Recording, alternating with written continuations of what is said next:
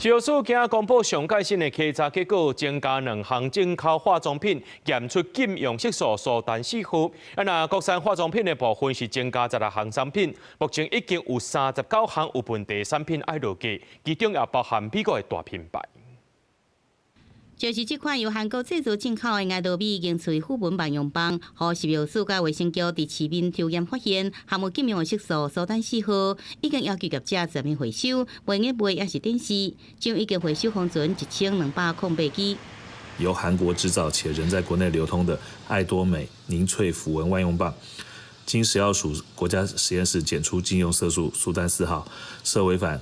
化妆品卫生安全管理法第6条。那已要求问题产品全面下架。食药署12日公布上新化妆品苏丹红稽查结果，新增2项进口化妆品违规，除了韩国製愛多美凝萃副本萬用棒、美國製 NARS 羅根護活超靈修護霜，事業者自主檢出蘇丹4號，已經主動回收。國產化妝品部分是新增加16項違規產品，包含良興生化公司的水楊菊露護活安眠、菊花菊靈精粹這產品。參與美效公司的生態護髮精油，也有愛必心公司的愛必心 BB 基因動力膜這產品。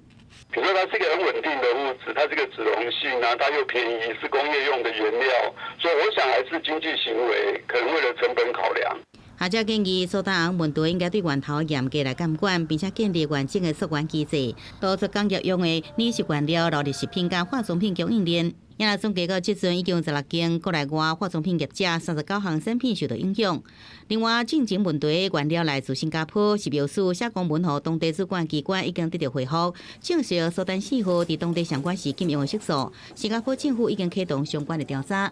记者综合报道。